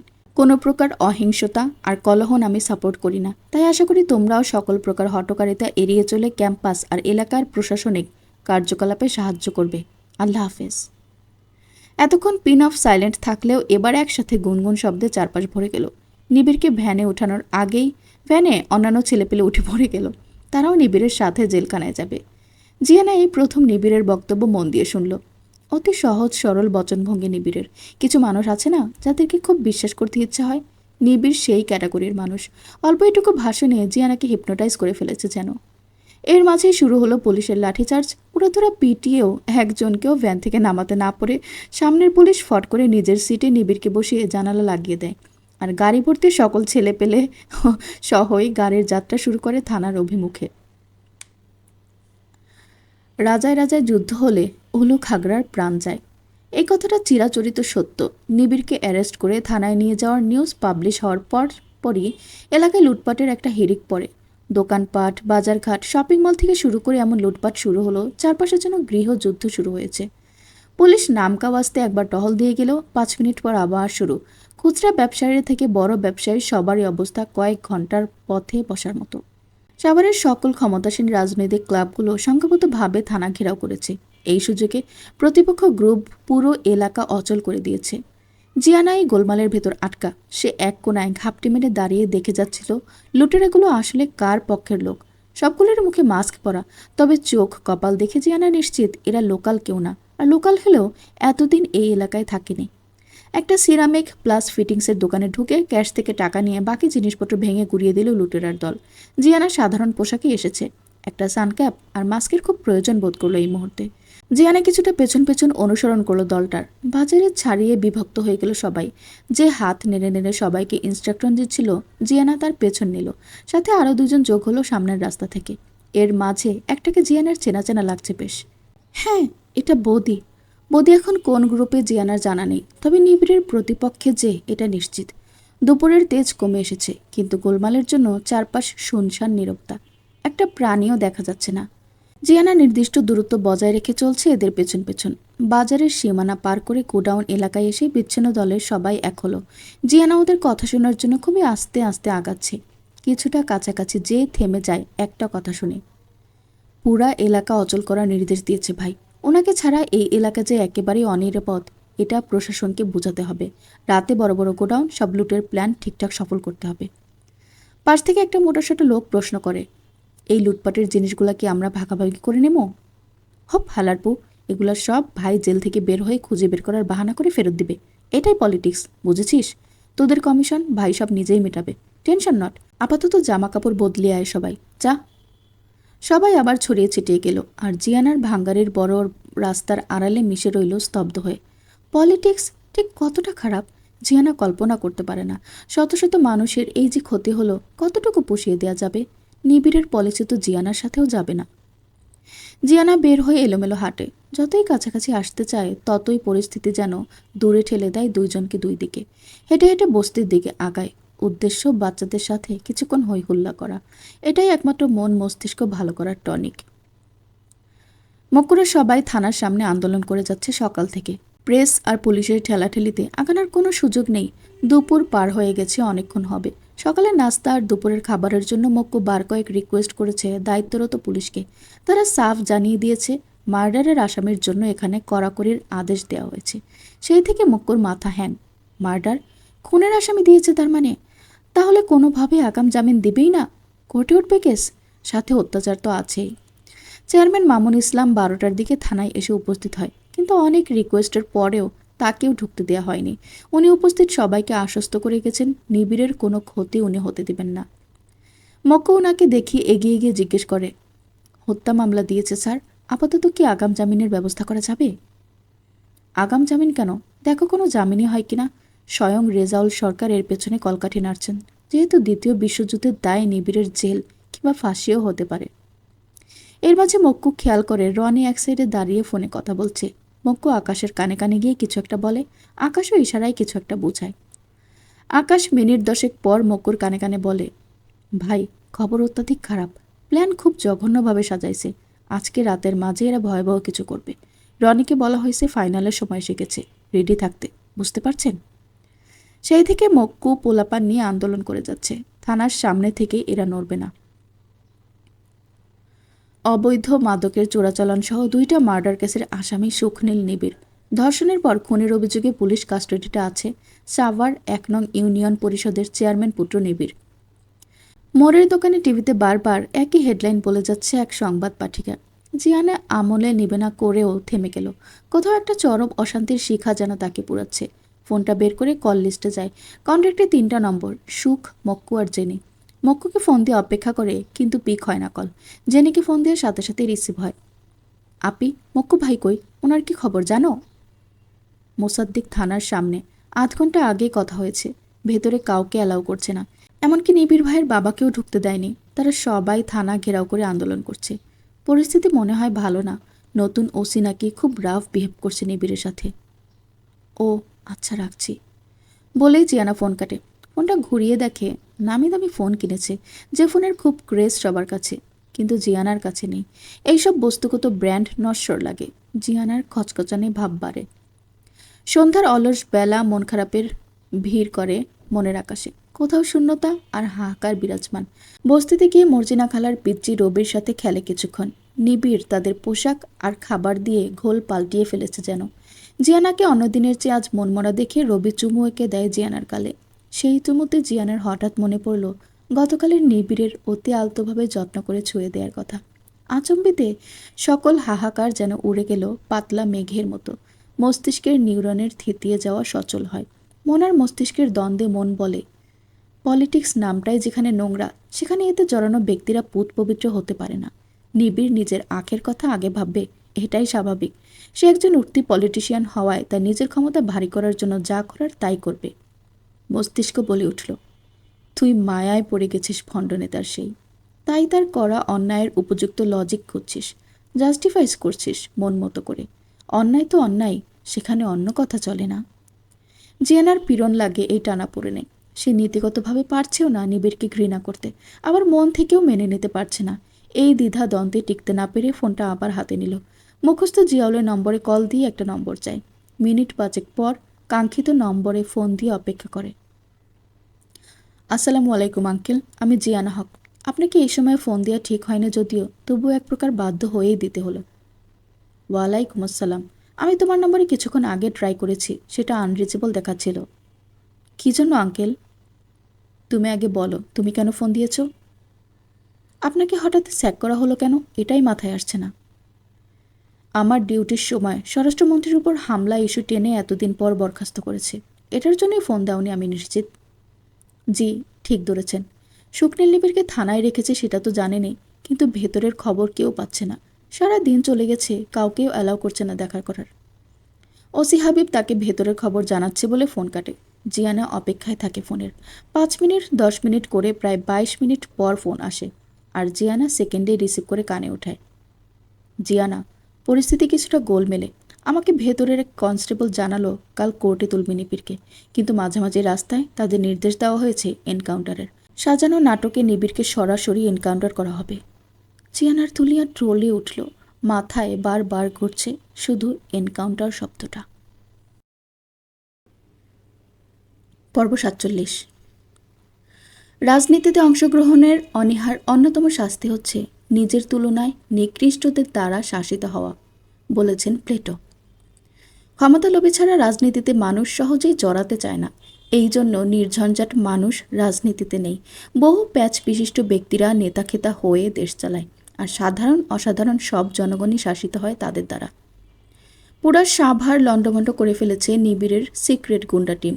এর মাঝে বাতাসে খবর ছেপে গেছে যে কোটি কোটি টাকা লুটপাট হয়েছে সারাদিনে। জিয়ানা রাব্বির ঘরের খাটে বসে আছে অনেকক্ষণ, তার মাথা ভোঁতা হয়ে গেছে। মক্কুর সাথে কথা হয়েছে। স্বরাষ্ট্রমন্ত্রী প্রধানমন্ত্রীর সাথে সফর সঙ্গী হয়ে ব্রিটেন গেছেন, তাকে পাওয়া যায়নি। মক্কু চিন্তা করতে না করেছে। তারা সবাই থানার সামনেই আছে। নিবিড়কে বের করলে তারাও সাথে সাথে যাবে। জিয়ানা চিন্তামুক্ত হতে পারছে না। জেনিকে ফোন দিয়ে বিভিন্ন জনের নাম্বার কালেক্ট করলো।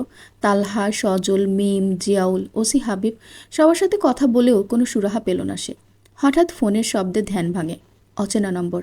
রিসিভ করে কানে দিতেই শুনতে পেল, আম্মা, আমি আকাশ।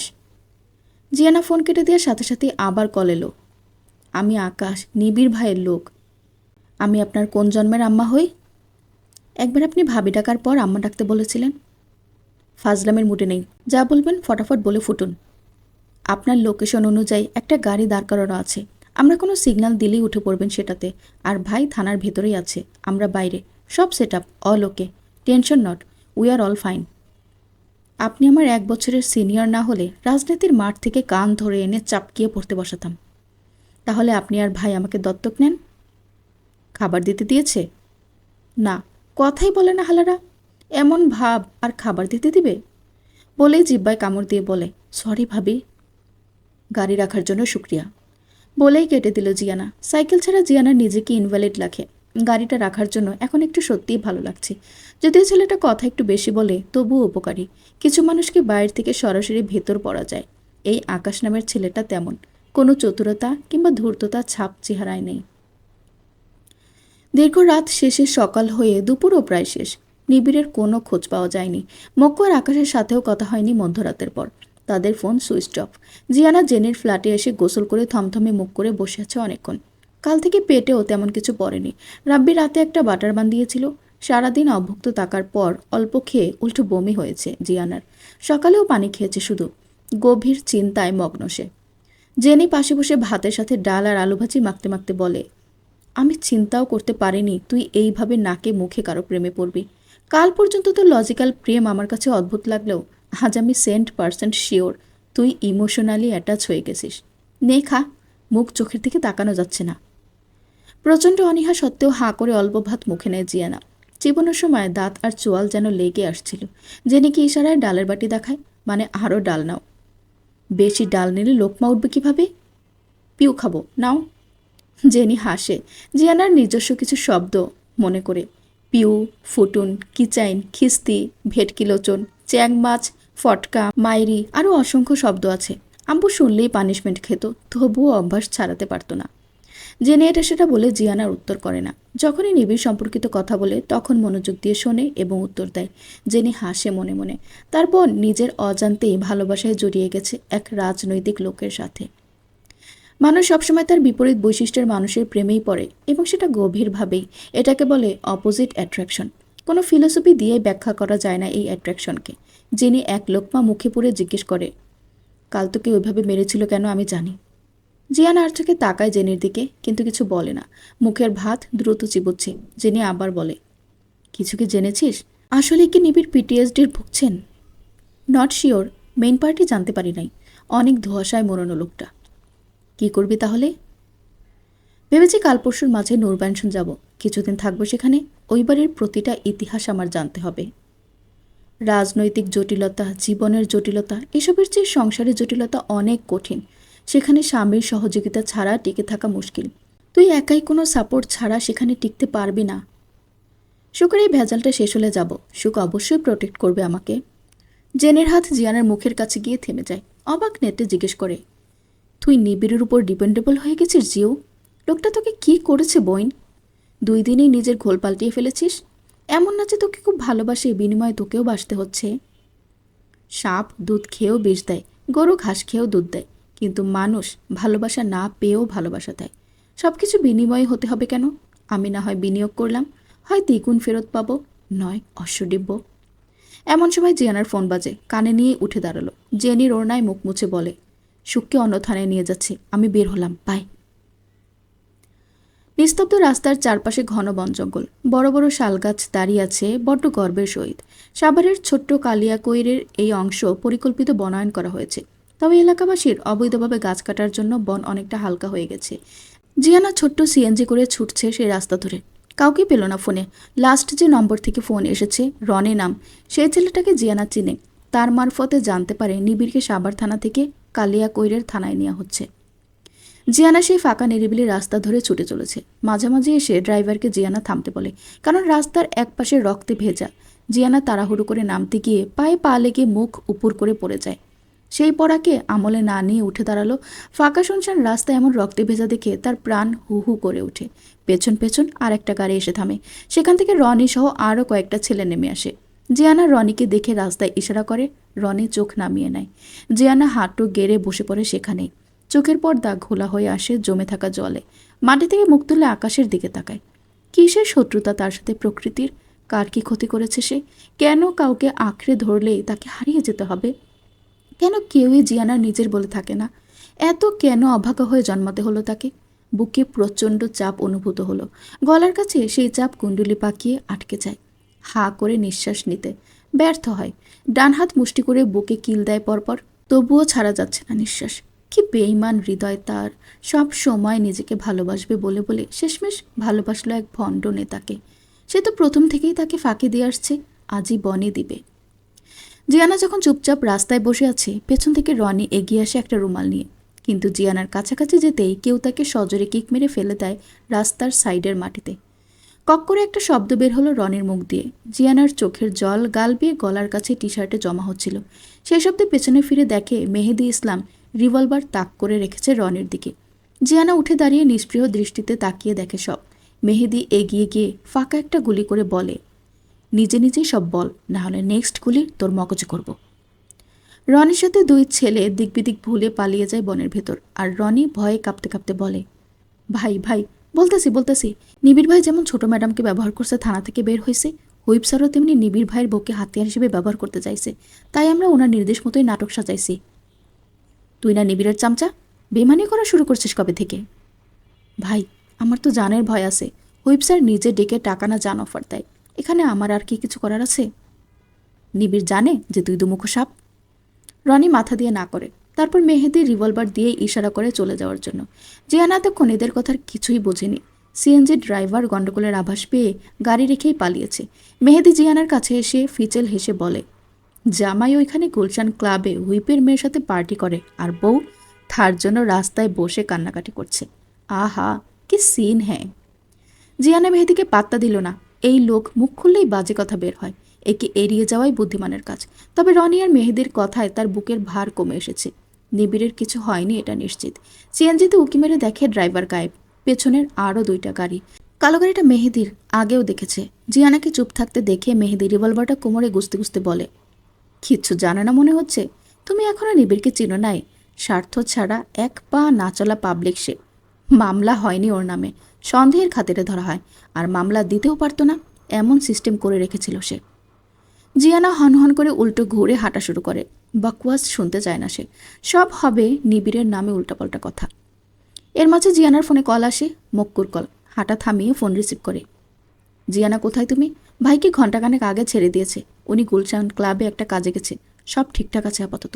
আমাদের কারো ফোনে চার্জ ছিল না। কাল সারাদিন সারারাত থানার সামনে থাকায় ফোন ডেথ হয়েছিল, বুঝি নাই। আমি ঠিক আছি বলেই কেটে দেয় জিয়ানা। আবার ঘুরে মেহেদির কাছে গিয়ে বলে, গুলশান ক্লাবের মেম্বারশিপ কার্ড আছে আপনার? এন্ট্রি করা যাবে? তাহলে নিজ চোখে দেখতাম আপনার কথার গ্রহণযোগ্যতা ঠিক কতটুকু। That's splendid. আলবৎ যাওয়া যাবে। কার সঙ্গেই আছে লেডি? নিজের হাজব্যান্ডের আসল গুণ দেখে আসবে। আমিও দর্শক। কম কথা বলবেন, এখন ঘটনার সারমর্ম বলুন। আর আপনি এখানে কিভাবে? গাড়িতে উঠতে উঠতে মেহেদি বলে, নবীনগর রাস্তা ক্রসিংয়ের সময় তোমাকে দেখি সিএনজিতে অত্যন্ত চিন্তিত হয়ে বসে আছো। ভাবলাম নিবিড়ের খবরটা দেই, তবে তোমার চিন্তাটা দূর হতে পারে। যদিও সেদে সেদে উপকার করা আমার বৈশিষ্ট্য না। জিয়ানা বিনা শব্দে গাড়িতে উঠে বসে। গাড়ি ঘুরিয়ে মেহেদি যাত্রাপথে বলা শুরু করে, আমি মালয়েশিয়াতে ছিলাম কিছুদিন। সেখানে এক হসপিটালে কসমেটিক সার্জারি করে রেজাউলের ছোট মেয়ে রুহানি সরকার। আমি দেখেই চিনে ফেলি, আর সেখানেই পরিচয়। আমাকে বিশেষ গুরুত্ব দেয় নিবিড়ের ভাই বলে। তার কথাই বুঝতে পারি নিবিড়ের উপর দুর্বল। একসাথেই একই ফ্লাইটে আমরা গতকাল দেশে আসি। রুহানি আসে নিবিড়ের কথায়। নিবিড় আগে তাকে একদম পাত্তা দিত না, কিন্তু মাসখানেক আগে নিবিড় ওর সাথে যোগাযোগ করে। তাদের মাঝে একটা সখ্যতা হয়। আজকে রুহানের বার্থডে হিসেবে গুলশান ক্লাবে পার্টি থ্রো করেছে স্বয়ং নিবিড়। কিন্তু হঠাৎ 2 দিন থেকে নিবিড় যোগাযোগ বন্ধ করে দেয় এবং জানায় তার বাবা জেনে গেলে নিবিড়ের রাজনীতি ক্যারিয়ার ধ্বংস করে দিবে, এমনকি হত্যাও করতে পারে। ব্যাস, নিবিড় আটক হওয়ার পরেই রুহানি তার বাপকে হুমকি ধামকি দেয়, লাইভে এসে বাপের সব ফাঁস করে দিবে যদি না নিবিড়কে ছেড়ে দেয়। বাকিটা তোমার জানা। জিয়ানা চোখ বন্ধ করে সব শুনে। এটা নিবিড়ের সেকেন্ড চাল ছিল তাহলে? স্বরাষ্ট্রমন্ত্রী কাজে না আসলে রুহানি, আর রুহানি কাজে না আসলে এলাকার গুন্ডা বাহিনী। লোকটার রক্তের রাজনীতি, কিন্তু নোংরা রাজনীতি যেটাকে বলে। অবশ্য সাপের সাথে সাপের ভাষায় কথা বলতে হয়। যা করেছে হয়তো তার জায়গাতে ঠিকই, এমনও হতে পারে এই লোক আরও মশলা মিশিয়ে বলেছে যেন জিয়ানা কষ্ট পায়। জিয়ানা আজ কষ্ট পাচ্ছে। নারীসত্ব অদেখার রুহানের চুল টেনে ছিঁড়ে দিতে মন চাচ্ছে। জিয়ানাকে চুপ থাকতে দেখে মেহেদি বলে, নিবিড়কে এনকোয়ারি করেই ছেড়ে দেয়নি আমি নিশ্চিত। রেজাউল সরকার প্রায় 2 ঘন্টা থানায় ছিল। নিবিড়কে কড়া কিছু ডোজ তো অবশ্যই দিয়েছে। বলেই হো হো করে হেসে উঠল। জিয়ানা কানে আঙ্গুল দিয়ে বলে, আপনার এই রাক্ষস মার্কা হাসি বন্ধ করুন। মেহেদি বন্ধ করল না, বরং আরও বেগ বাড়িয়ে হেসে বলে, সৃষ্টিকর্তাকে শুক্রিয়া জানাও, অন্তত আরও গভীরে পৌঁছানোর আগেই তোমাকে কৃপা করে নিবিড়ের আসল রূপ দেখালেন। আমি তো মাত্র কানে দেখলাম, সেটাও এক কান দিয়ে। 2 চোখ দিয়ে দেখব, মস্তিষ্ক দিয়ে বুঝব, তারপর জাজমেন্টে আসব। আমি যা বললাম তা যদি সত্যি হয়, তোমার তো একুল উকুল দুটোই শেষ। অবশ্য আমি আগে থেকেই কোনো কুলই দেখি না তোমার মতো পরিবারহীন মেয়েদের জন্য স্বামী অপরিহার্য। পৃথিবীতে শুধু মানুষ না, কোনো জিনিসও অপরিহার্য নয়। কারোর জন্য কিচ্ছু থেমে থাকে না। কিন্তু বিজ্ঞান সব থামাতে পারে। একদিন সময়টাকেও আটকে দেবে বিজ্ঞান। বিজ্ঞান সব পারে, তাই বিজ্ঞান অপরিহার্য। আচ্ছা ধরলাম বিজ্ঞান সব পারে। একটা কোষ গঠন হয় নিউক্লিয়াস, সেন্ট্রোজোম, সাইটোপ্লাজম, কোষঝিল্লি ইত্যাদি দিয়ে। এটা আবিষ্কার করতে পেরেছে সায়েন্স। কিন্তু একটা কোষও এলানো পর্যন্ত বানাতে পারেনি কেন? মেহেদি থামে। প্রশ্নটা অত্যাধিক গম্ভীর। উত্তর তার জানা নেই। জিয়ানা আরও বলে, সন্দেহ দুধারী তরবারির চেয়ে বেশি মারাত্মক হয়। 100% নিশ্চিত না হয়ে সন্দেহ বা অনুমান করা উচিত না, অন্ততপক্ষে স্বামী স্ত্রীর সম্পর্কে। তুমি অদ্ভুত রকম স্মার্ট, অথচ স্বামী স্ত্রীর ব্যাপারটা নিয়ে গোড়াদের মতো কথা বলছো। তুমি নিবিড়কে স্বামী হিসেবে কি কখনোই পাশে পেয়েছো? ছিল কখনো তোমার পাশে কোনো বিপদে? পাশে থাকা আর সঙ্গে থাকা দুইটা দুই জিনিস। সুখ সবসময় আমার সঙ্গেই থাকে। তোমাকে আমি ব্যক্তিত্ববান নারী ভেবেছিলাম। আমার হাজব্যান্ডের মঙ্গলই আমার ব্যক্তিত্ব। দুনিয়াতে হাজব্যান্ড ওয়াইফ এমন একটা সম্পর্ক যেটাতে ব্যক্তিত্বের জায়গা নেই। ব্যক্তিত্ব যত কম হবে, এই সম্পর্ক তত স্বচ্ছ হবে। Heads off to you. শালা নিবিড় বরাবরই ভাগ্যবান। বলেই মেহেদি গাড়ির গতি বাড়ায়। একটা হল ঘরের মতো এরিয়া। লোকে ঠিক ঠিক করছে। জিয়ানা শুনেছে এই সুনামধন্য ক্লাবের মেম্বার হতে কমপক্ষে 10 লাখ টাকা লাগে। যদিও মেম্বারশিপ আবার বিক্রি করা যায়। আসলে বড়লোকদের বড় বড় ব্যাপার। নিবিড়ও বড়লোক। তার যদি প্রেমিকা কেউ থেকেও থাকে, জিয়ানার মতো মামুলি কেউ হবে না নিশ্চিত। পশদের পশ পার্টনার। মেয়েদিকে ফলো করে জিয়ানা এগোয়। চারিদিকে চকচকে ঝকঝকের মাঝে কালো হুডি পরা জিয়ানাই শুধু মলিন। স্টেজের সামনে এসে থামে জিয়ানা। ক্যাটকেটে এক সুন্দরীর সাথে হেসে হেসে কথা বলছে নিবিড়। সুস্থ স্বাভাবিক মাঞ্জামারা সুটকোট পরা। এই প্রথম জিয়ানা নিবিড়কে স্যুটে দেখল। আরও বেশি হ্যান্ডসাম লাগছে লোকটাকে। একবার নিজের দিকে তাকালো। না, ওর সাথে তাকে মানাবে না। কোথায় সে আর কোথায় মন্ত্রীকন্যা। ঝলমলে রূপের সাথে আলাদা এক অহমিকা যেন সারা অঙ্গে মেয়েটার। অবশ্য অহংকার না থাকলে নাকি মেয়েদের অনেকেই সুন্দরী বলে না। এর মাঝে নিবিড় নিজের ক্লাসে মেয়েটার সাথে ক্লাস চেয়ার্স করলো। জিয়ানার সব ধ্বংস করে দিতে ইচ্ছে হচ্ছে। সে আজ আর নিজেকে নিয়ন্ত্রণ করতে পারছে না। চোখ বন্ধ করে জোরে শ্বাস টেনে নিল। মনে করলো জিয়াউলের একটা কথা, মানুষের কনফিডেন্সই হচ্ছে আসল সৌন্দর্য। যার কনফিডেন্স যত বেশি, তার নিজেকে প্রেজেন্ট করার দক্ষতা তত বেশি। পোশাক আশাক জাস্ট একটা নিজের খোলস। দামি পোশাকের ভেতরেও একই সেই তুমি যে ঘুমে লালা ছড়াও। Be confident my girl. নিজেকে ভালোবাসো, নিজেকে খুশি রাখো, নিজের জন্য বাঁচো। পৃথিবীতে একমাত্র তুমি নিজেই নিজেকে সত্যিকারের ভালোবাসো। বাকি সবাই কম বেশি স্বার্থের খাতিরে। চোখ খুলে জিয়ানা। হ্যাঁ, এখন ভালো লাগছে। মন আর মস্তিষ্কের নিয়ন্ত্রণ করতে না পারলে সে কিসের আশরাফুল মাকলুকাত। পাশ দিয়ে বেয়ারা ড্রিঙ্কস নিয়ে যাচ্ছে। জিয়ানা জিজ্ঞেস করে, alcohol? No ma'am, soft drinks. Jiana purple কালারের একটা গ্লাস হাতে নেয়। আর জীবনেও এমন জায়গায় আসতে পারবে কিনা কে জানে। আজকে এনজয় করুক, মন খারাপ বাসায় গিয়েও করা যাবে। সামনে তাকিয়ে দেখে মেহেদি স্টেজে নিবিড়ের পাশে দাঁড়িয়ে জিয়ানাকে দেখাচ্ছে। নিবিড় জিয়ানার দিকে আগুন চোখে তাকিয়ে। জিয়ানা তাকে পাত্তা না দিয়ে আশেপাশে ঘোরা শুরু করলো।